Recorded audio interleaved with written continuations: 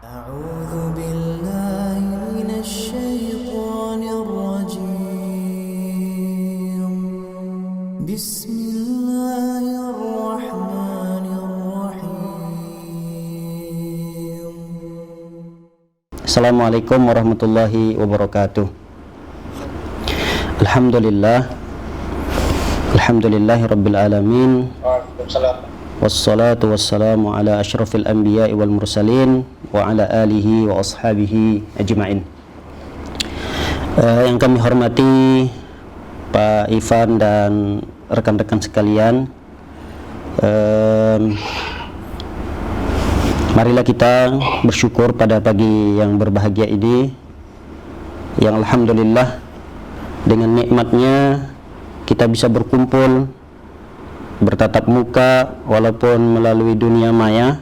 Alhamdulillah, ini suatu hal yang wajib untuk kita syukuri atas karunia yang besar ini, karena ini merupakan nikmat yang teragung yang masih Allah berikan kepada kita. Betapa banyak nikmat ini tidak dirasakan dan belum didapatkan oleh orang-orang selain daripada kita. Salawat dan salam tak lupa pula kita hadiahkan untuk Nabi kita tercinta, Nabi Muhammad sallallahu alaihi wasallam. Semoga dengan kita senantiasa berselawat untuk beliau, kita termasuk umat beliau yang mendapatkan syafaahnya kelak pada hari kiamat. Amin ya rabbal alamin. Bapak-bapak sekalian, bapak ibu sekalian yang kami hormati, berbicaranya kami di sini ini bukan merupakan tanda bahwa saya lebih berilmu dari bapak-bapak sekalian.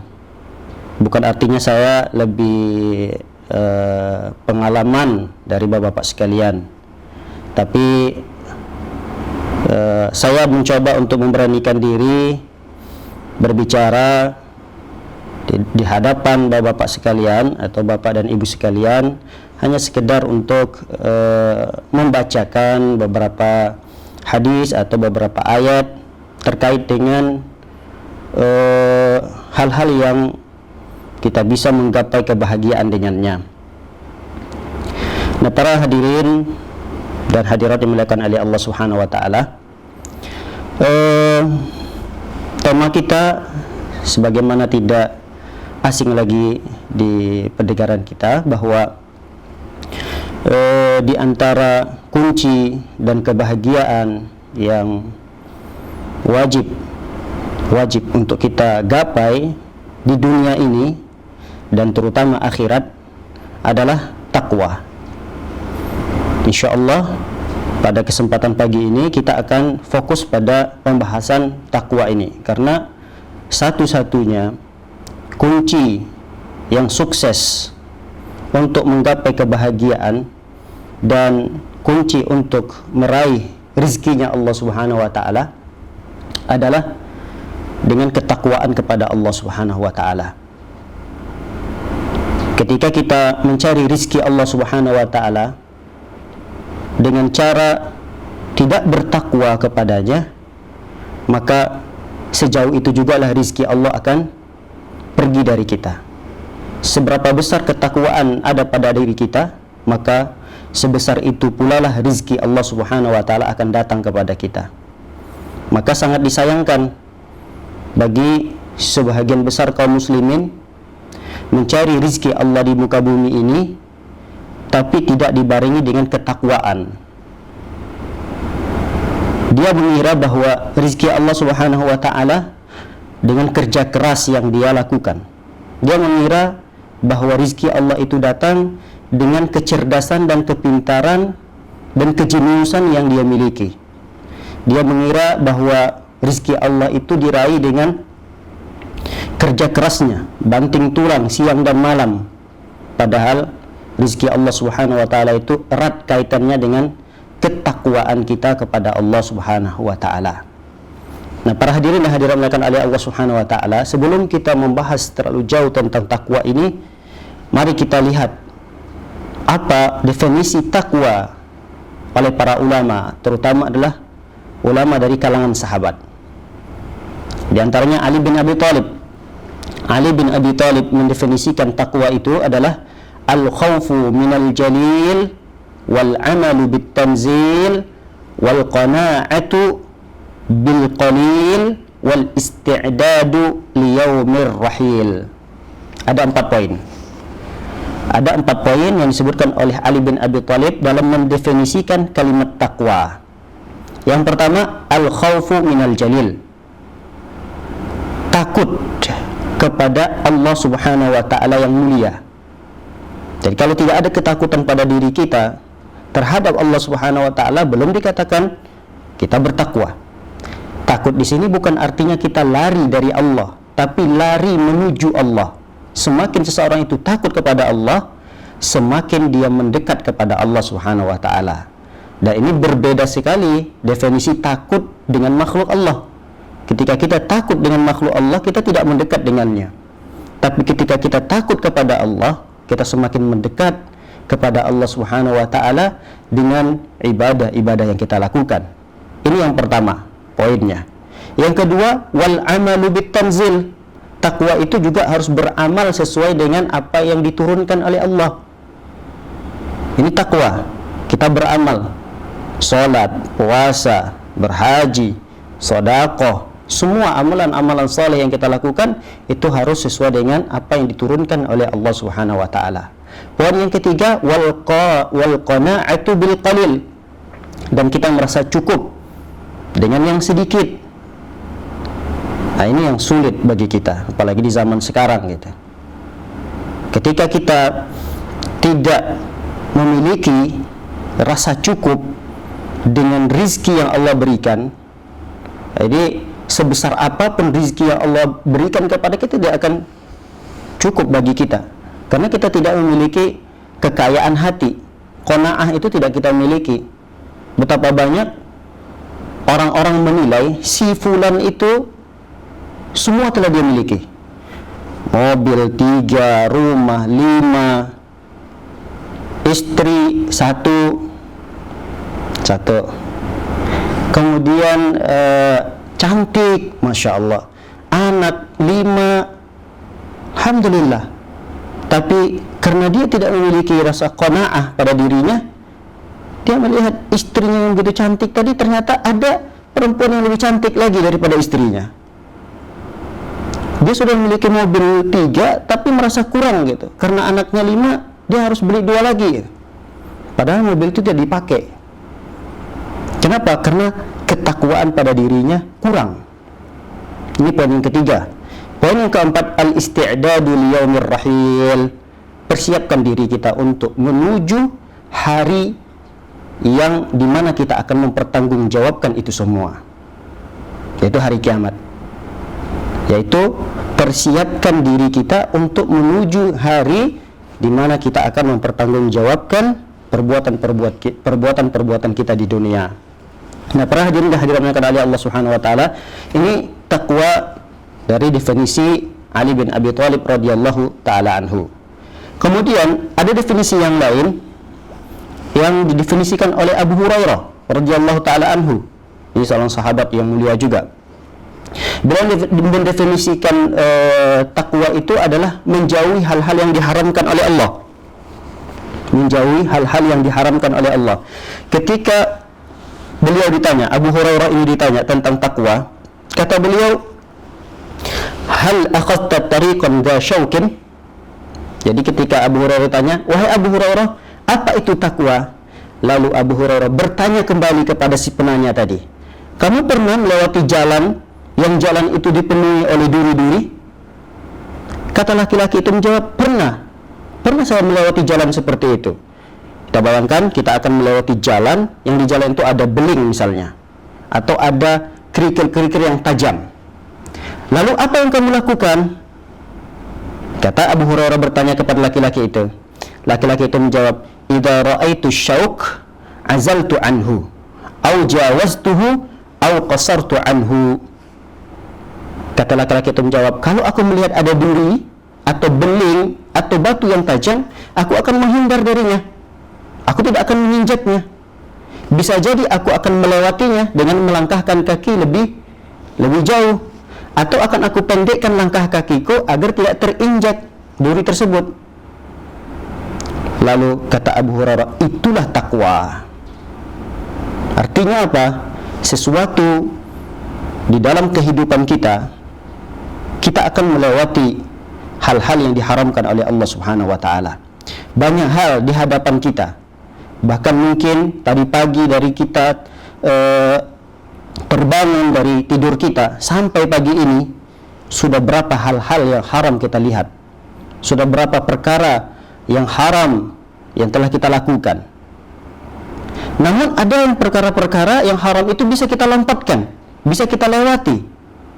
Tidak usah jauh-jauh, baru saja kita membuka gadget kita, ternyata di sana ada info yang menjelaskan tentang ghibah, gosip. Baru saja kita membuka informasi atau berita, yang berita tersebut bisa jadi menampakkan aurat perempuan, bisa jadi. Tapi kita bisa melewati itu. Aduh, ini tidak boleh saya lihat, lewati. Oh, ini saya tidak boleh lihat. Saya tidak boleh mendengarkan gosip-gosip seperti ini. Saya harus lewati. Nah, ini adalah takwa kita kepada Allah Subhanahu wa taala. Para hadirin dan hadirat oleh Allah Subhanahu wa taala, intinya takwa itu adalah meninggalkan segala apa yang dilarang oleh Allah dan melakukan segala perintah-perintah Allah Subhanahu wa taala. Ini secara ringkas. Secara ringkas adalah bahwa takwa itu melakukan apa yang diperintahkan oleh Allah, mengerjakan apa yang diperintahkan oleh Allah, dan meninggalkan segala bentuk larangannya. Baik, para hadirin dan hadirat melakukan oleh Allah Subhanahu wa taala. Seseorang itu semakin sempurna takwanya, maka semakin baik. Jadi ketakwaan itu juga terkadang bisa menurun sebagaimana iman. Iman yazidu wa yanqus. Yazidu bit ta'ah wa yanqusu bil maksiyah. Iman itu bertambah dengan ketaatan, dan iman itu juga bisa berkurang dengan kemaksiatan. Takwa juga seperti itu. Ada kalanya di situasi tertentu kita itu memiliki ketakwaan yang luar biasa, sampai-sampai perkara-perkara yang sunnah semuanya kita lakukan. Dan ada kalanya takwa kita itu turun drastis, bahkan sampai kita melakukan sebuah kemaksiatan. Oleh karenanya, kata para ulama, jagalah ketakwaan kita ini. Makanya kita sering mendengarkan setiap hari Jumat, bahkan ini merupakan syarat sahnya khutbah Jumat, yaitu wasiat ketakwaan. Kita sering mendengarkan khotib-khotib tiap Jumat, ya ayyuhalladzina amanu ittaqullah. Wahai orang yang beriman, ittaqullah, bertakwalah kepada Allah. Bertakwalah kepada Allah haqqa tuqatih, dengan sebenar-benarnya takwa. Jadi usahakan kita untuk memperbaiki dan menyempurnakan ketakwaan kita kepada Allah Subhanahu wa taala. Bagaimana itu? Kata para ulama, dengan kita melakukan hal-hal yang wajib dan ditambah dengan hal yang sunnah. Jadi perkara-perkara ibadah-ibadah yang wajib semuanya kita kerjakan plus yang sunnahnya, dan kita tinggalkan segala larangan-larangan Allah, baik itu larangannya berupa perkara yang haram, yang makruh, bahkan plus kita tambah lagi meninggalkan sebagian-sebagian yang dihalalkan oleh Allah. Ini kesempurnaan takwa. Kami ulangi, kesempurnaan takwa itu adalah mengerjakan perintah Allah Subhanahu wa taala. Perintah Allah ini ada dua hal, wajib dan sunnah. Ini wajib dan sunnah. Dan meninggalkan segala bentuk larangan Allah Subhanahu wa taala, baik itu larangan berupa haram hukumnya atau makruh, plus sebahagian yang dihalalkan oleh Allah Subhanahu wa taala untuk kita tinggalkan agar tidak terjerumus kepada keharaman. Contoh, ngobrol, berbincang-bincang setelah salat Isya. Halal atau tidak? Halal. Boleh atau tidak bincang-bincang, ngobrol santai biasa saja, ngobrol masalah dunia, ngobrol masalah keluarga, tidak ada masalah, halal.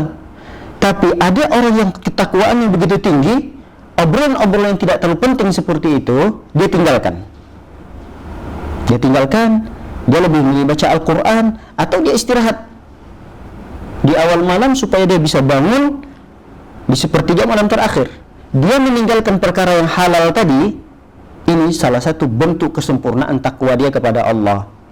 Karena bisa jadi seorang ketika dia ngobrol dengan teman-temannya perkara-perkara dunia, lalu melebar, bisa jadi jatuh kepada yang haram.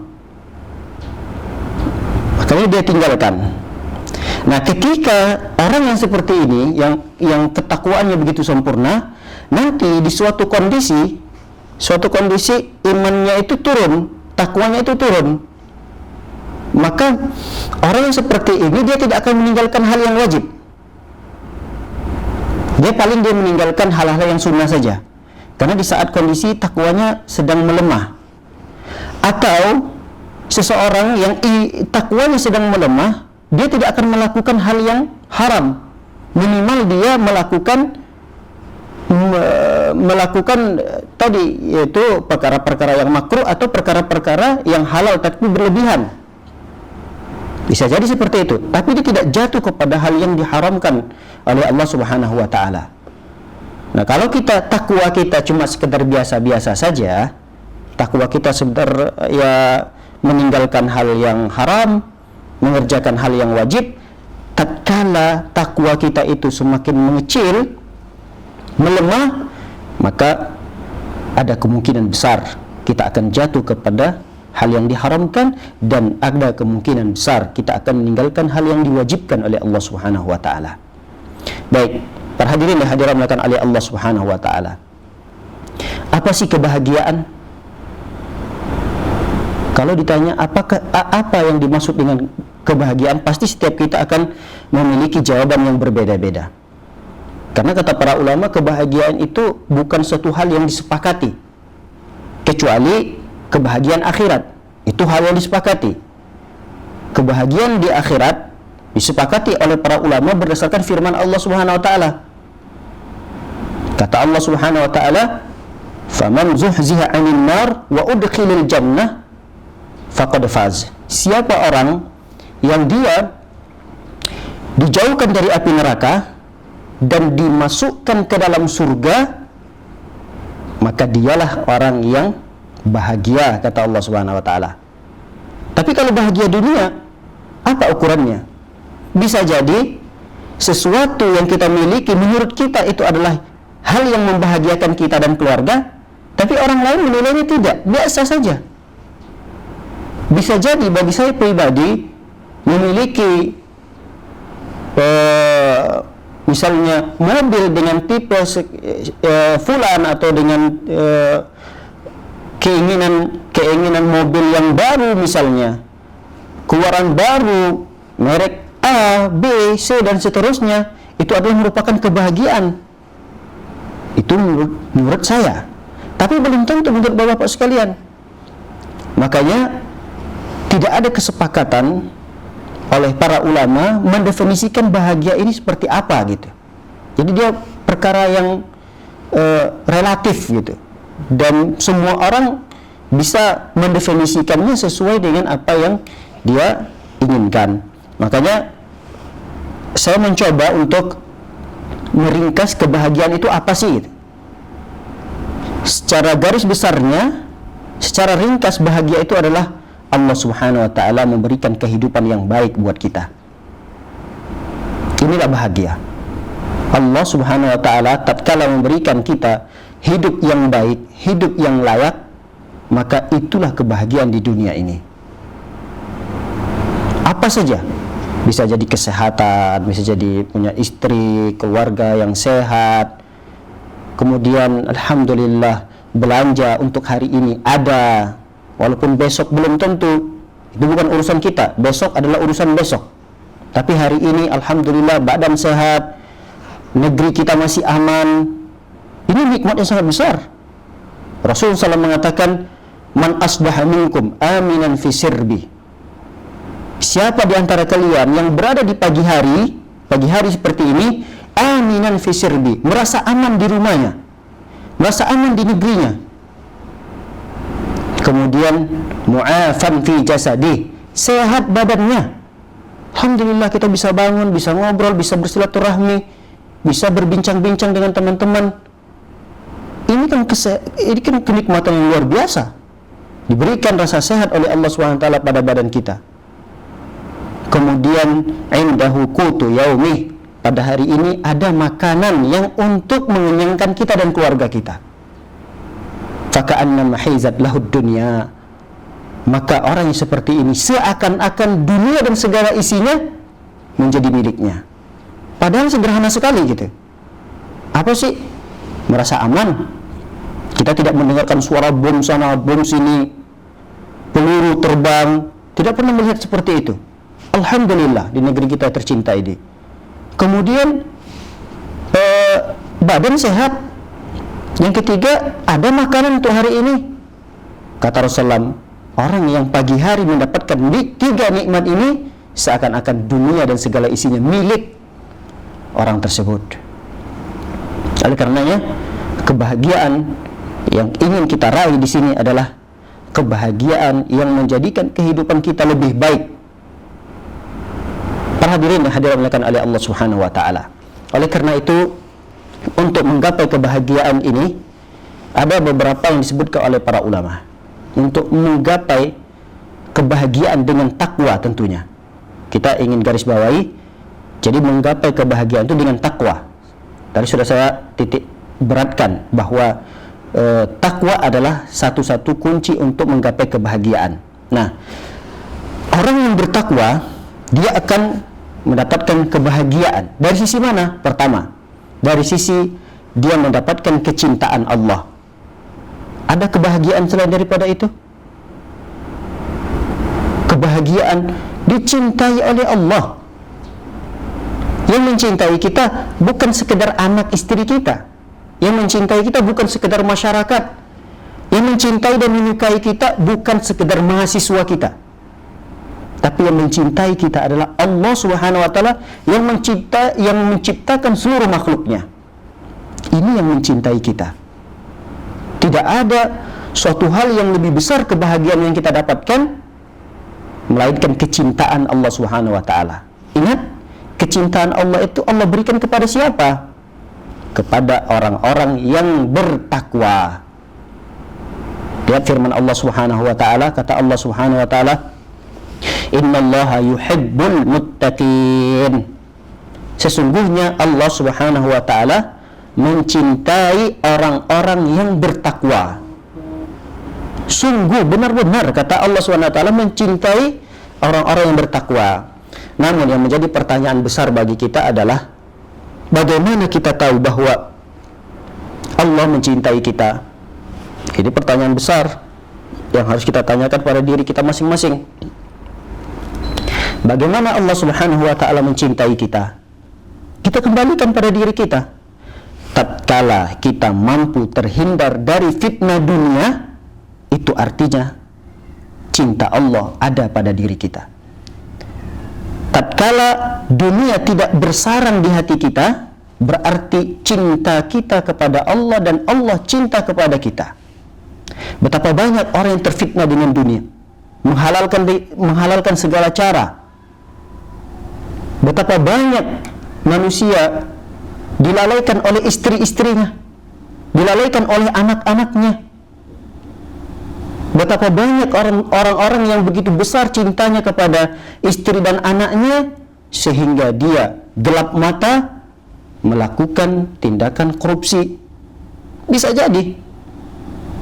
Kenapa? Karena dorongan istri. Ayolah mas, ayo mas, tidak apa-apa, ambil dikit aja untuk keperluan anak kita kok, untuk keperluan nanti anak kita masa depannya mau kuliah gimana.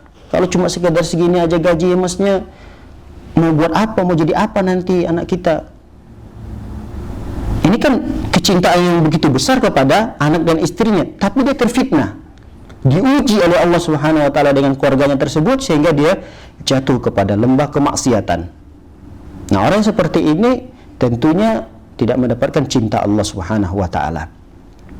Bisa jadi Allah Subhanahu wa taala mencintai kita dengan cara Allah turunkan musibah, bencana kepada kita. Allah Subhanahu wa taala, salah satu bentuk cintanya Allah kepada hambanya bisa jadi dengan cara seperti itu. Rasulullah SAW bersabda, "Innallaha idza ahabbal 'abda ibtalah." Sesungguhnya Allah Subhanahu wa taala apabila mencintai hambanya, maka Allah uji dia. Bisa jadi Allah Subhanahu wa taala berikan ujian kepada kita dengan meninggalnya orang tua kita, meninggalnya anak yang kita cintai. Nah, ini pandangan kita dalam musibah yang seperti ini, ya tentu kita mengkoreksi diri. Ya, bisa jadi kita banyak dosa. Tapi orang lain menilai tidak boleh dia langsung menuduh, nah, itu karena banyak dosa, diazab langsung oleh Allah Subhanahu wa taala di dunia. Tidak, kita sebagai orang lain menilai orang yang ditimpakan musibah, kita katakan bahwa orang tersebut sedang dicintai oleh Allah Subhanahu wa taala. Adapun kita menilai diri kita sendiri, kita katakan ini adalah merupakan dosa saya, dan mudah-mudahan dengan begitu Allah ingin menggugurkan dosa tersebut dengan Allah berikan musibah ini. Nah, ini adalah salah satu atau beberapa indikasi bahwa Allah Subhanahu wa taala mencintai kita. Ada yang ketiga, kata para ulama, indikasi bahwa Allah Subhanahu wa taala mencintai kita dengan Allah berikan penerimaan masyarakat kepada kita. Jadi terkadang kalau kita bergaul, banyak orang senang dengan kita. Tatkala kita berbicara, tatkala kita berinteraksi, gitu, banyak orang menerima kita. Tapi ini bukan suatu kepastian. Artinya kalau ada orang yang banyak disenangi oleh masyarakat, dia adalah orang yang dicintai oleh Allah, ini bukan suatu kepastian. Karena perkara ini juga bisa terjadi pada orang-orang bejat sekalipun. Misal dia bandar narkoba, karena dengan pekerjaannya tersebut mengedarkan narkoba, banyaklah harta bendanya, lalu dia berbagi kepada masyarakat sekitar. Dan masyarakat sekeliling rumahnya itu senang dengan dia karena memang sering berbagi gitu. Namun penerimaan masyarakat ini bukan menandakan bahwa orang tersebut dicintai oleh Allah Subhanahu wa taala. Tapi hanya sekedar pertanda bahwa di antara tanda Allah mencintai hambanya adalah terkadang diberikan kemudahan oleh Allah Subhanahu wa taala untuk diterima di tengah-tengah masyarakat, di tengah-tengah mahasiswanya, di tengah-tengah rekan-rekan dosen-dosen yang lainnya. Namun ini bukan suatu hal yang pasti. Bisa jadi ada orang yang ditolak di sana, di sini, tapi dia termasuk orang yang bertakwa yang dicintai oleh Allah Subhanahu wa taala. Ingat sebuah hadis Rasulullah sallallahu alaihi wasallam yang kata Rasulullah, rubba as. Betapa banyak orang-orang yang penampilannya tidak menarik, berdebu, kusam, rambut acak-acakan. Andai kata dia mengetok pintu, dia akan diusir gitu, nggak diterima. Tapi kata Rasulullah, andai kata dia berdoa kepada Allah Subhanahu wa taala, Allah kabulkan. Jadi bukan suatu pertanda yang pasti bahwa penerimaan masyarakat itu adalah merupakan kecintaan Allah. Ada juga orang yang ditolak di tengah-tengah masyarakat, tapi ternyata dia dicintai oleh Allah Subhanahu wa taala. Nah, para hadirin dan hadirat dimuliakan oleh Allah Subhanahu wa taala, ini yang pertama, kebahagiaan yang pertama dengan takwa kita adalah cintanya Allah Subhanahu wa taala kepada kita. Jadi takwa akan mendatangkan kebahagiaan. Apa kebahagiaannya? Cinta Allah Subhanahu wa taala kepada kita. Semoga kita termasuk orang-orang yang dicintai oleh Allah Subhanahu wa taala.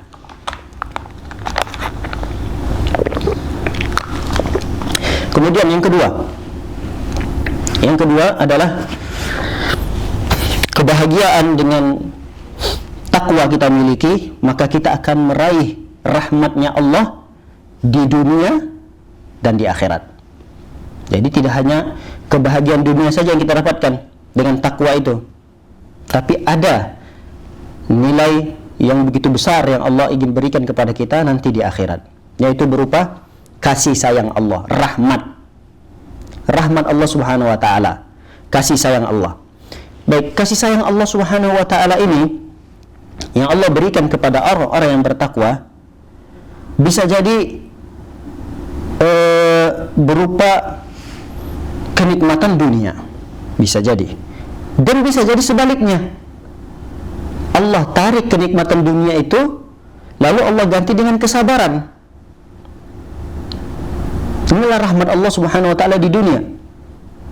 Allah Subhanahu wa taala memberikan rahmatnya kepada masing-masing orang yang berbeda-beda. Ada rahmat yang Allah berikan kepada si fulan dengan kenikmatan dunia. Ada rahmat Allah Subhanahu wa taala yang Allah berikan kepada si fulan dengan musibah. Makanya rahmat Allah Subhanahu wa taala ini tidak bisa kita nilai hanya sekedar kebaikan-kebaikan dunia gitu.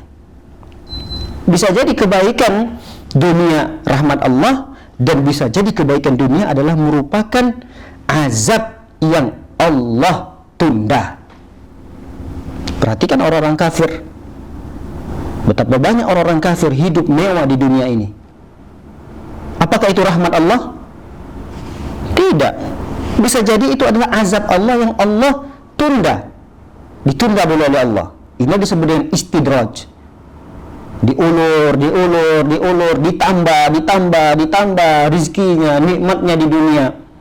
Namun ketika Allah nanti tarik sekonyong-konyong, dia tidak bisa menghindar. Habislah dia. Di akhirat dia tidak mendapatkan bagian dari rahmat Allah Subhanahu wa taala. Rahmat Allah Subhanahu wa taala ya berupa umum. Semua manusia dapat. Orang kafir dapat, orang muslim dapat, manusia dapat, hewan ternak dapat, tumbuh-tumbuhan dapat. Itu merupakan rahmat Allah Subhanahu wa taala. Di dunia Allah tidak pilih kasih. Orang kafir, mukmin, muslim yang taat, muslim yang maksiat, semua Allah berikan rahmat Allah Subhanahu wa taala. Makanya dalam sebuah hadis Rasulullah SAW mengatakan, Inna lillahi mi'ata rahmatin. Sesungguhnya Allah itu memiliki 100 rahmat. 100 rahmat. Satu Allah turunkan di dunia ini. Jadi dari zaman Nabi Adam sampai nanti manusia terakhir, itu rahmat Allah cuma satu saja Allah turunkan. Dan itu mencukupi seluruh makhluk.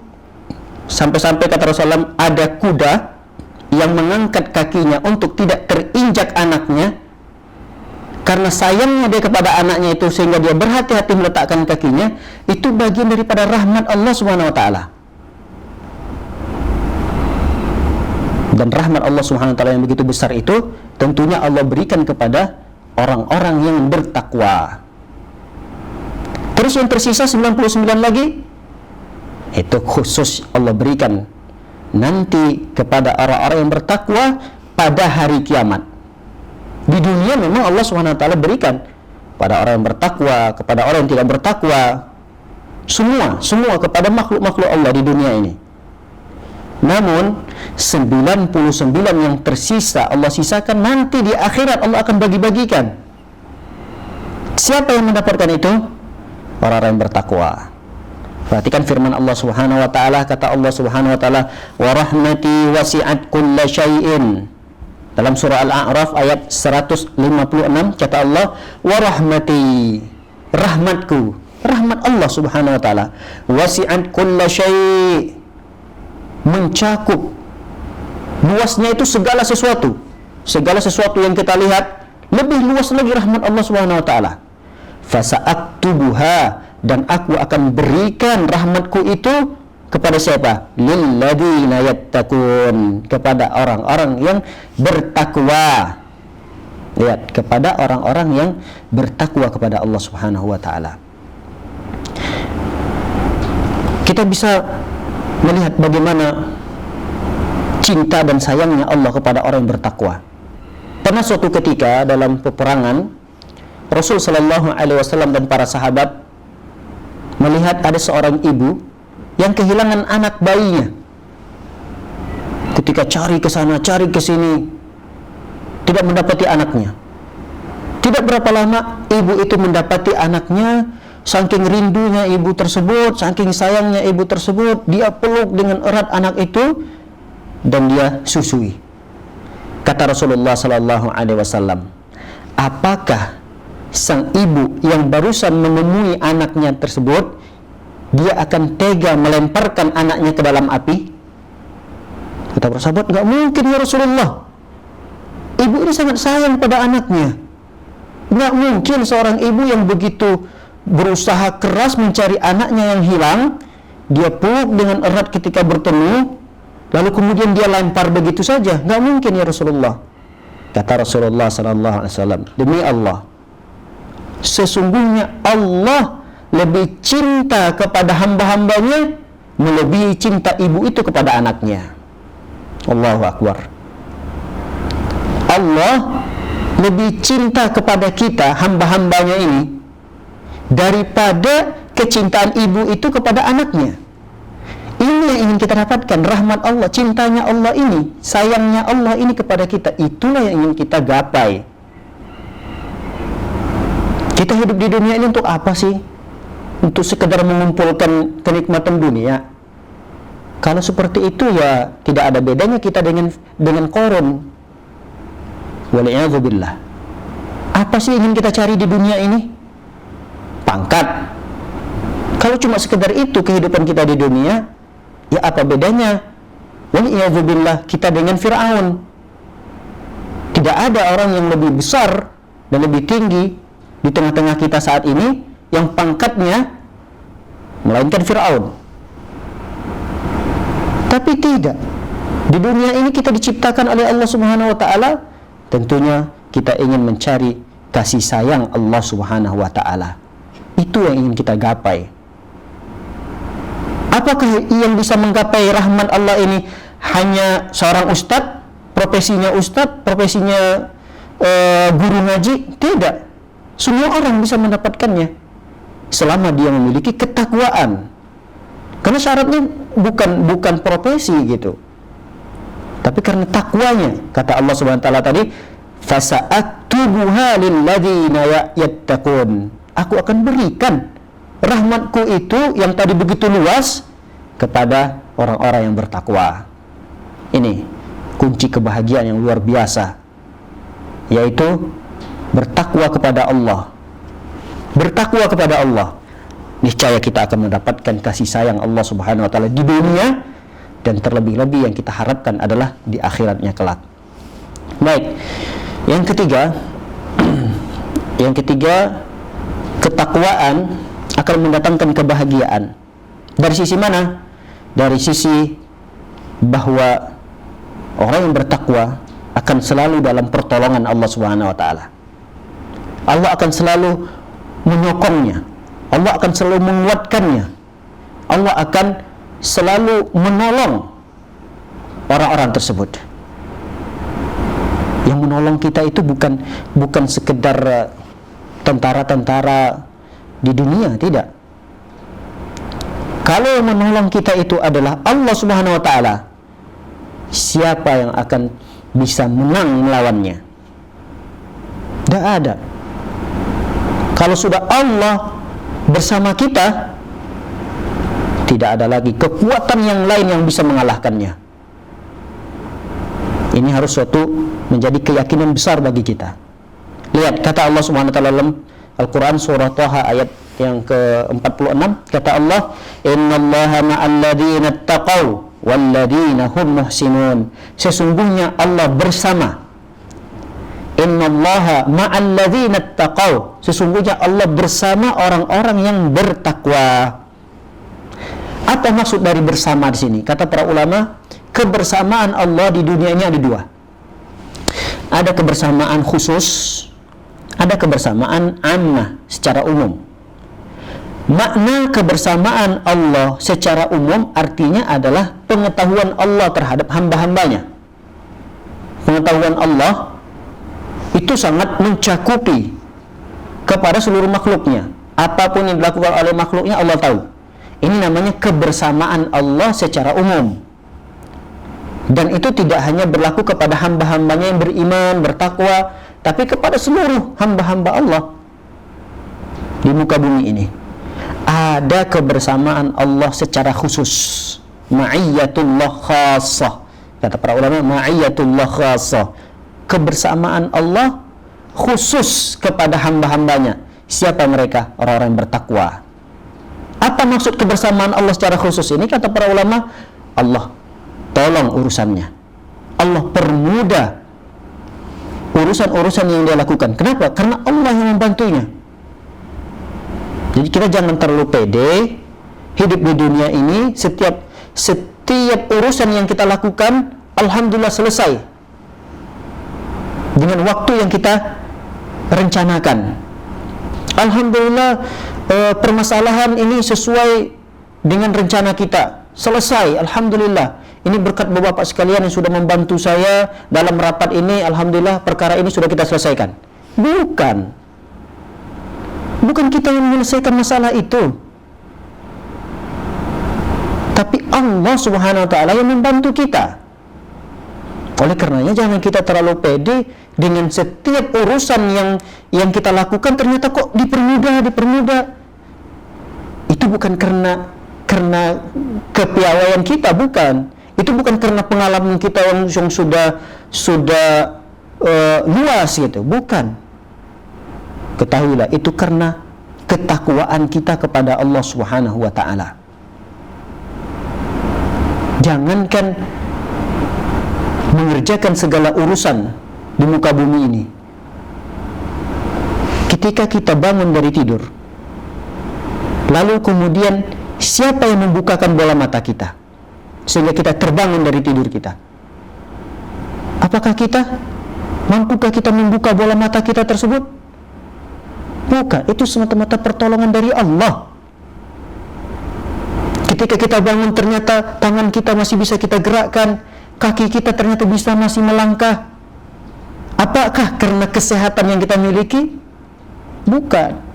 Apakah karena umur kita masih muda? Bukan. Tapi karena pertolongan Allah Subhanahu wa ta'ala. Makanya di setiap pagi, di setiap petang kita diperintahkan, disunnahkan untuk membaca doa, ya hayyu ya qayyum birahmatika astaghits aslih li sya'ni kullah wa la takilni ila nafsi tarfata ainin. Ya Allah, jangan kau bebankan kepadaku suatu perkara tanpa pertolonganmu ya Allah. Andai kata suatu perkara itu dibebankan kepada kita untuk menyelesaikannya tanpa pertolongan Allah Subhanahu wa ta'ala, kita tidak akan mampu untuk menyelesaikan itu. Tidak akan mampu. Kita menghadapi ada mahasiswa yang nakal, ya kita merasa, wah ini saya sudah pengalaman nih menghadapi mahasiswa seperti ini, biarkan saya saja.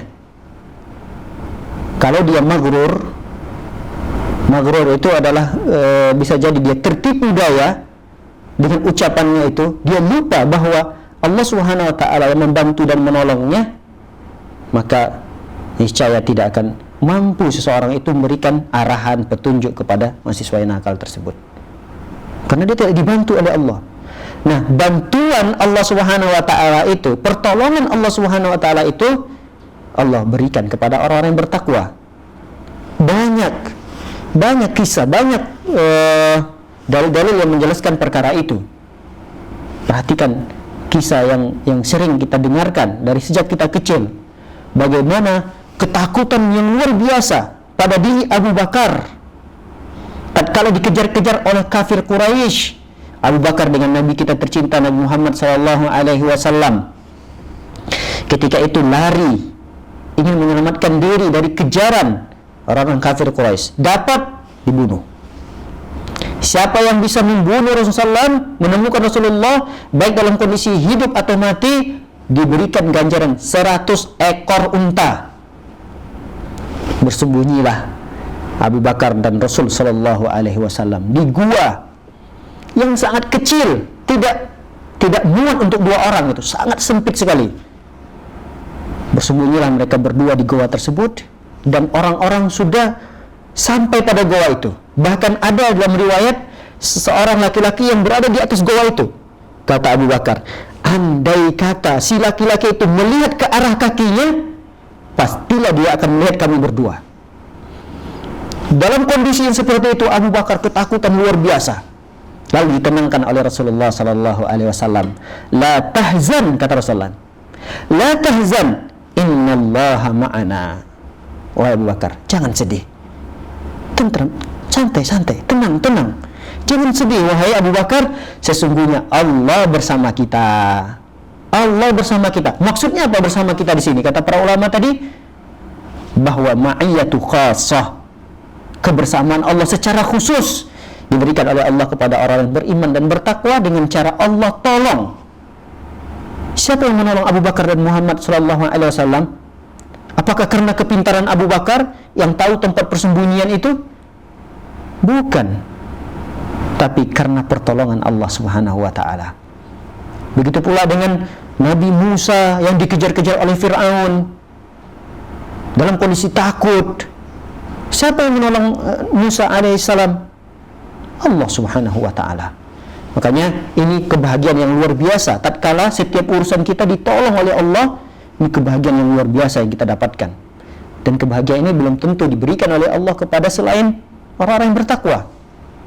Pertolongan ini hanya diberikan oleh Allah Subhanahu wa taala kepada orang-orang yang bertakwa. Kemudian yang berikutnya adalah orang yang mendapatkan kebahagiaan di dunia ini dengan takwa yang dia miliki ialah Allah mudahkan dia melawan godaan dan bisikan-bisikan syaitan. Kita tahu bahwa musuh besar kita di dunia ini adalah syaitan, iblis. Dan musuh kita yang satu ini tidak terlihat gitu. Kalau musuh yang terlihat mungkin mudah bagi kita untuk menangkisnya. Serangannya kita tangkis, datang lagi serangan kita tangkis. Tapi musuh kita yang satu ini sangat kuat jika iman kita lemah. Tapi kalau iman kita dan ketakwaan kita kuat, maka musuh yang seperti ini dia akan menjadi lemah. Oleh karenanya, para hadirin dan hadirat dimuliakan oleh Allah Subhanahu wa taala, orang yang bertakwa dia akan mudah menangkis bisikan-bisikan itu. Udahlah, kan kita kan masih muda nih. Alhamdulillah juga kedudukan kita, pangkat kita di pegawaian ini lumayan besar gitu. Kenapa sih sebagiannya nggak kita gunakan buat pesta-pesta? Bisikan. Udahlah, sebagiannya kan nanti kan bisa store sama istri. Yang penting ada belanja buat istri, buat anak. Sebagiannya lagi kita buat bersenang-senang. Sekali-kali lah. Mumpung masih muda, nanti udah tua tobat. Bisikan syaitan. Tapi orang yang bertakwa tidak bisa dibisiki seperti itu. Dia langsung tangkis. Bisikan lagi, buang lagi. Bisikan lagi, buang lagi. Udahlah, sekali-kali ambil aja, terima saja. Itu bukan sogokan kok, itu hadiah, nggak apa-apa, ambil aja. Bisikan. Tapi orang-orang bertakwa tangkis, tidak. Merupakan suatu kehormatan bagi saya tidak menerima itu. Dia menunjukkan ketakwaan yang luar biasa. Oleh karenanya Allah Subhanahu wa taala berfirman, innal ladzina taqaw idza massahum ta'ifatun minasyaiton tadzakkaru fa idza hum mubsirun. Kata Allah Subhanahu wa taala, sesungguhnya orang-orang yang bertakwa apabila ada bisikan syaitan, bukan satu dua syaitan, mungkin berpuluh-puluh bahkan beratus-ratus syaitan sudah mencoba untuk membisikkannya, namun tadzakkaru, dia ingat Allah Subhanahu wa taala. Ingat Allah. Ingat itu adalah dosa, dia tinggalkan.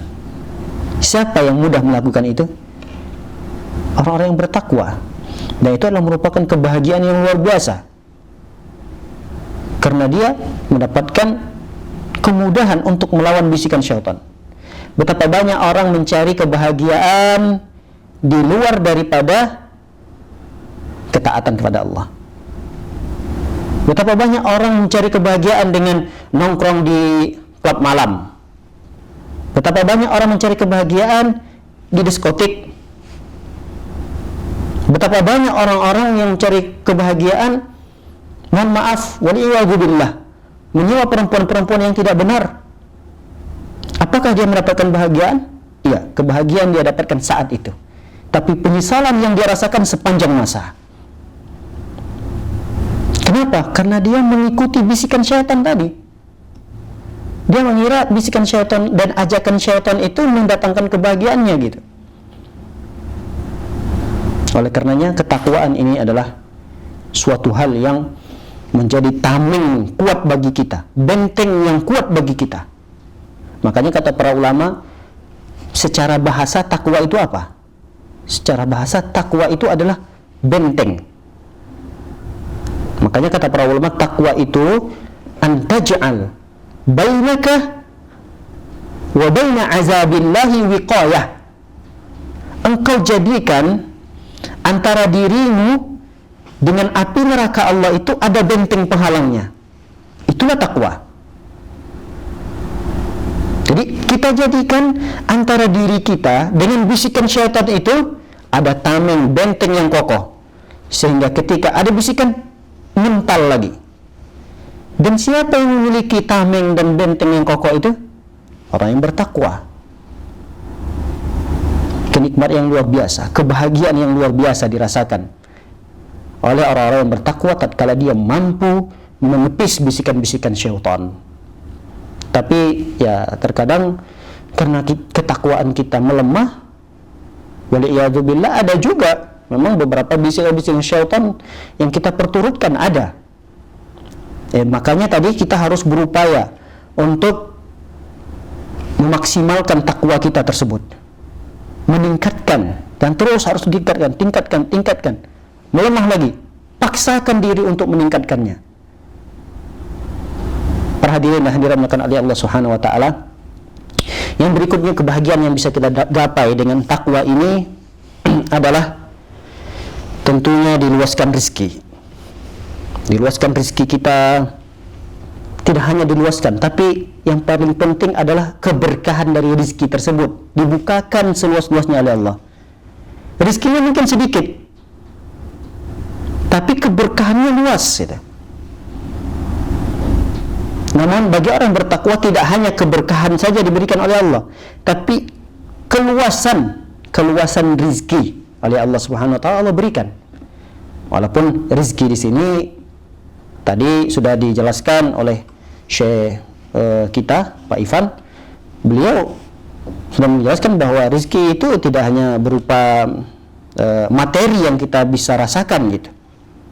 Bisa jadi kesehatan saat ini yang kita miliki itu lebih besar daripada harta benda yang kita miliki saat ini. Kesehatan, alhamdulillah, kesehatan hari ini yang kita dapatkan itu bisa jadi lebih besar harganya daripada semua aset yang kita miliki. Bayangkan, andai kata kita makan terus, ternyata apa yang kita makan itu nggak bisa keluar, udah seminggu, khawatir atau tidak? Udah khawatir kita ini, tapi terus mau makan dan periksalah kita ke dokter. Kata dokter, ini harus dioperasi pak, ini tidak bisa, tidak ada jalan lain ini untuk mengobatinya, bapak harus dioperasi.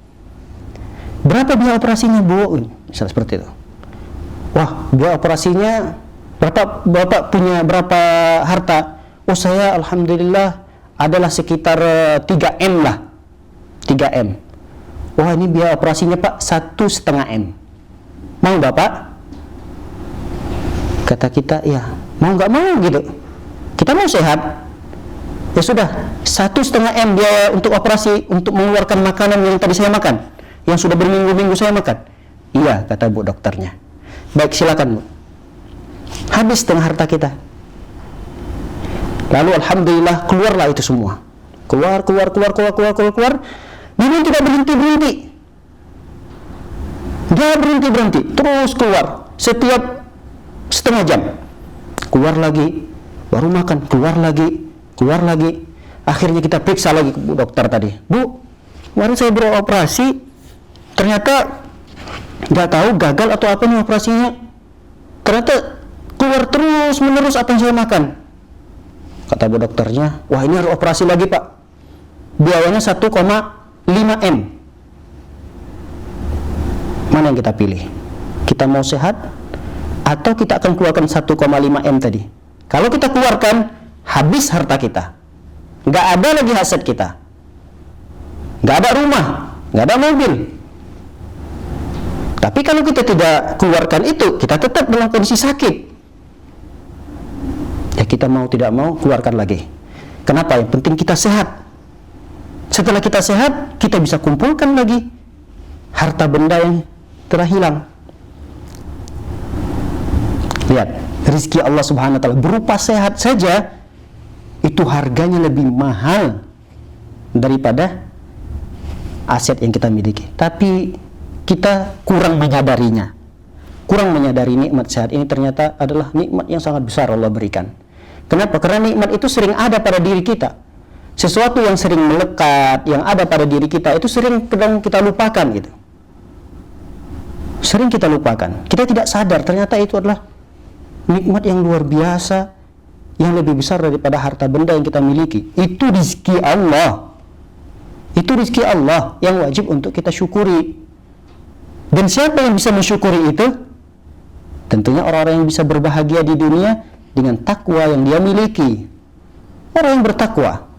Makanya Allah berikan rezeki-rezeki Allah luaskan rezekinya, baik itu rezeki berupa materi atau rezeki-rezeki non materi, Allah berikan kepada orang-orang yang bertakwa. Kata Allah Subhanahu wa taala dalam surah At-Talaq. Apa ini surah At-Talaq? Surah At-Talaq ini surat menceritakan tentang cerai. Surat perceraian. Jadi ada surah khusus tentang cerai gitu dalam Al-Qur'an. Nah, kenapa ayat ini Allah cantumkan dalam surah Talaq? Siapa orang yang bertakwa kepada Allah, maka Allah akan berikan dia rezeki dari arah yang tidak disangka-sangka. Biasanya orang yang cerai itu, ya kalau kita katakan broken home, hancur rumah tangganya, dia sering putus asa gitu, frustasi. Betapa banyak orang yang hancur rumah tangganya, dia kacau hidupnya. Dia mengira bahwa bagaimana nanti ini rezeki Allah seperti apa, saya punya anak nih, siapa yang beri makan anak saya? Dia seorang perempuan misalnya, kalau saya ditinggal suami saya, lalu siapa yang menafkahi saya? Lalu sang suami juga, misalnya kalau saya cerai dengan suami sama istri saya, ditinggalkan oleh anak saya, mana lagi kebahagiaan saya?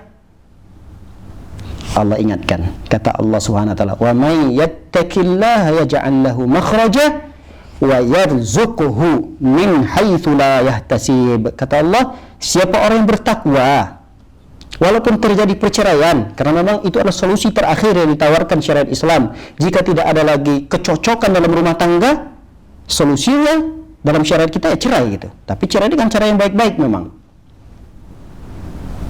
Lalu kata Allah, dengan perceraian itu apakah rezeki kalian terstopkan? Berhenti? Allah tidak berikan lagi rezeki itu? Tidak. Allah tetap berikan. Apalagi kepada orang yang bertakwa. Wa may yattaqillah. Siapa orang yang bertakwa kepada Allah? Kata Allah di ayat berikutnya, wa yarzuquhu min haitsu la yahtasib. Allah akan berikan rezeki kepada orang-orang tersebut dari arah yang tidak disangka-sangka. Dari arah yang tidak disangka-sangka. Dia tidak nyangka bahwa rezekinya itu akan datang dari arah tersebut. Itu kepada siapa? Kepada orang yang bertakwa kepada Allah Subhanahu wa taala. Selain itu orang yang bertakwa Allah berikan pula keberkahan dari rezekinya. Allah berfirman dalam surah Al-A'raf ayat yang ke-96. Kata Allah Subhanahu wa taala, "Walau anna ahlal qura amanu wattaqau lafatahna alaihim barakatim minas samai wal ard." Kata Allah SWT, andai kata penduduk suatu negeri itu beriman, bertakwa. La fatahna 'alaihim barakatin minas samaa'i wal ardh. Kami akan bukakan kepada mereka penduduk negeri itu keberkahan-keberkahan dari langit dan dari bumi. Allahu Akbar. Syaratnya apa? Bertakwa, beriman, bertakwa, beriman, bertakwa. Apa itu berkah? Berkah itu adalah rahasia tersembunyi di balik cukupnya rezeki Allah yang sedikit. Itu berkah. Rezeki Allah itu cuma sedikit gitu yang kita dapatkan, tapi kok bisa cukup? Itu berkah. Kalau rezeki Allah banyak, apa keberkahan pada rezeki yang Allah berikan kepada kita, tapi dia banyak gitu? Bagaimana kita tahu bahwa rezeki kita yang banyak itu berkah? Lihat, manfaatnya besar nggak buat orang lain? Kalau rezeki kita yang banyak itu manfaatnya hanya untuk diri kita sendiri, anak dan istri kita, orang lain tidak pernah menyicipi manfaat dari harta kita itu, tidak ada keberkahan pada harta yang banyak itu. Banyak hartanya, zakat tidak pernah dikeluarkan. Banyak hartanya, berbagi kepada fakir miskin tidak pernah. Walaupun ada, ya tidak sebanding dengan harta yang dia miliki. Dia mengeluarkan hartanya itu untuk berikan fakir miskin, tidak sebanding dengan rezeki yang begitu banyak Allah berikan kepada dia. Itu nggak ada berkah pada rezekinya. Jadi berkah itu pada rezeki yang Allah berikan kepada kita ialah rahasia cukupnya rezeki Allah yang sedikit, dan kalau dia banyak rezeki tersebut, manfaatnya dirasakan oleh orang-orang lain. Itu berkah. Oleh karenanya ada orang yang bekerja di perusahaan yang sama, kedudukan pangkatnya di perusahaan tersebut sama, gajinya pun sama gitu. Lalu yang membedakan di antara mereka berdua ini adalah takwanya memang. Satu bertakwa, satu memang bertakwa tapi kurang sempurna ketakwaannya kepada Allah. Anggaplah si A ini orang yang kurang tingkat ketakwaannya pada Allah. Si B, subhanallah, tingkat ketakwaannya kepada Allah Subhanahu wa taala sempurna dengan usaha-usaha yang dia lakukan tadi yang kita sudah jelaskan bagaimana untuk menggapai kesempurnaan takwa itu. Nah, lihat, gajinya sama, si A ini dengan gaji yang sama dengan si B, dia tidak bisa memberikan manfaat kepada orang-orang. Dia tidak bisa menabung untuk berangkat umrah, berangkat haji. Dia tidak bisa bersedekah. Si B dengan gaji yang sama, punya tanggungan yang sama, tapi dengan rezeki itu dia bisa umrah. Bukan untuk dirinya sendiri, bahkan dia bisa umrah bersama keluarganya. Dia bisa mengumrohkan kedua orang tuanya. Dia bisa berbagi kepada fakir miskin yang lain. Ini adalah keberkahan rezeki yang luar biasa yang Allah berikan kepada kita gitu. Oleh karenanya, keberkahan dan keluasan rezeki itu Allah berikan kepada orang-orang yang bertakwa di muka bumi ini. Para hadirin dan hadirat mulakan oleh Allah Subhanahu wa taala, yang berikutnya di antara kebahagiaan yang kita dapatkan dengan takwa adalah Allah Subhanahu wa taala permudah urusan kita, dan Allah Subhanahu wa taala berikan jalan keluar dari kesulitan yang kita hadapi. Jadi ada kesulitan-kesulitan yang kita hadapi, ternyata alhamdulillah Allah permudah untuk menyelesaikannya. Dan itu Allah berikan kepada hamba-hambanya bertakwa. Wa may yattaqillaha yaj'al lahu makhrajah, kata Allah SWT. Wa may yattaqillaha yaj'al lahu makhrajah. Siapa orang yang bertakwa kepada Allah, maka Allah akan jadikan setiap masalahnya itu ada jalan keluar. Dia punya masalah dengan istrinya, Dia sudah berpikir keras bagaimana cara menyelesaikan masalah ini, bagaimana cara untuk menjelaskan kepada istri yang sedang marah-marah. Tiba-tiba dengan sekejap, istri yang tadi dia sudah sulit sekali untuk mencari cara agar menenangkannya, tiba-tiba istrinya datang kepada suami minta maaf. Siapa yang berikan kemudahan itu? Allah Subhanahu wa ta'ala. Dia punya masalah besar, kerjaan kantornya bertumpuk-tumpuk, belum selesai, anaknya berurusan dengan pihak kepolisian, banyak masalah yang dihadapi. Di jalan dia buru-buru, ternyata dia berurusan lagi dengan masyarakat karena menabrak misalnya, banyak masalah yang dihadapi. Tapi bagi orang-orang bertakwa ternyata dimudahkan terus oleh Allah, menyelesaikan masalah ini, perkara ini selesaikan, perkara ini selesaikan. Siapa yang berikan kemudahan itu? Allah Subhanahu wa ta'ala. Kata Allah, wa may yattaqillaha yaj'al lahu min amrihi yusra. Siapa orang yang bertakwa kepada Allah, maka Allah jadikan urusannya itu mudah. Urusannya di dunia itu jadi mudah gitu. Orang berpikir, kok bisa ya? Si fulan itu banyak urusannya, banyak kerjaannya, banyak tugasnya, tidak hanya di kantor, tapi dia menjabat di sini, menjabat di sini, menjabat di sini. Kok bisa dia menyelesaikan itu gitu? Itu tidak hanya di kantor. Ternyata dia terkadang memiliki jabatan sosial di masyarakat, dia punya yayasan, dia punya ini, bantuan ini, bantu itu. Kok bisa semua itu dia kerjakan gitu? Bukan dia yang mengerjakannya, tapi Allah yang memberikan kemudahannya. Tentunya kepada siapa? Kepada orang-orang yang bertakwa. Makanya kata Allah SWT dalam ayat yang lain, فَأَمَّا مَنْ أَعْطَى وَاتَّقَى. Adapun orang-orang yang suka berbagi, a'ta, dia berbagi, wattaqa, bertakwa. Lihat, bertakwa. Adapun orang-orang yang suka berbagi dan bertakwa, wasaddaqa bil husna, dia membenarkan adanya husna, adanya surga itu, fasanuyassiruhu lil yusra, maka akan kami arahkan dia kepada jalan-jalan yang memudahkan dia untuk menempuhnya. Diberikan kemudahan oleh Allah jalannya. Nih, ini jalan keluarnya begini. Kamu arah ke sini, begini. Diarahkan oleh Allah untuk memberikan jalan keluar dari setiap masalah-masalah tersebut. Inilah kebahagiaan-kebahagiaan yang tidak didapatkan oleh orang-orang kecuali orang-orang yang bertakwa kepada Allah Subhanahu wa ta'ala. Baik, mungkin yang ada beberapa poin lagi. Sebenarnya banyak sekali kebahagiaan-kebahagiaan yang bisa diraih oleh orang-orang bertakwa ini, tapi kita akan ringkas mungkin 2 atau 1 poin lagi. Di antara kebahagiaan yang didapatkan oleh orang yang bertakwa adalah kemuliaan, penghormatan orang. Dan penghormatan ini tidak hanya didapatkan di dunia saja, tapi di akhirat juga. Makanya orang yang mulia di sisi masyarakat, bahkan di sisi Allah Subhanahu wa ta'ala, itu bukan karena, ya kalau di masyarakat mungkin penilaian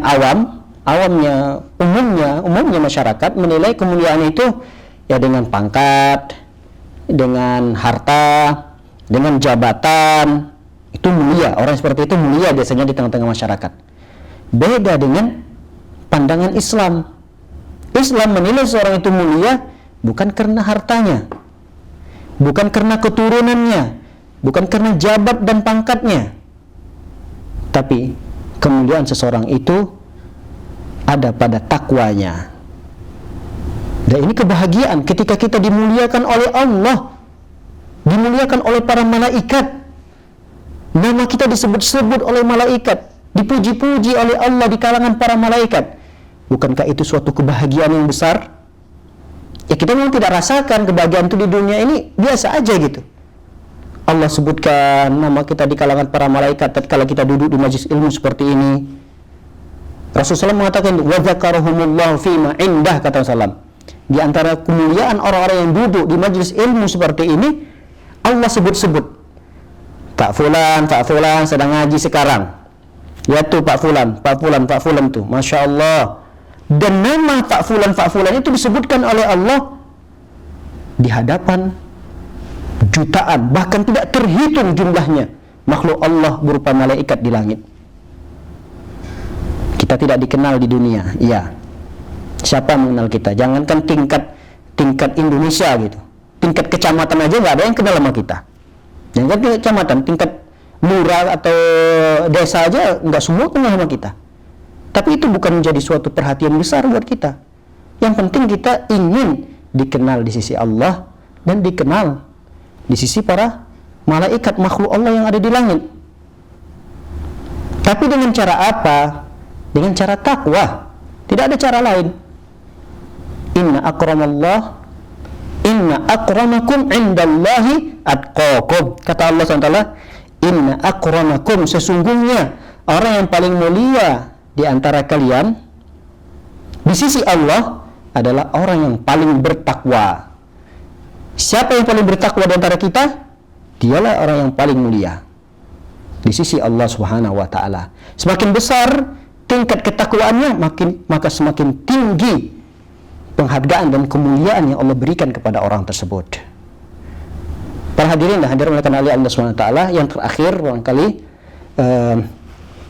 kebahagiaan yang akan diraih oleh orang-orang yang bertakwa adalah dengan diberikan oleh Allah di akhirat balasan berupa surga.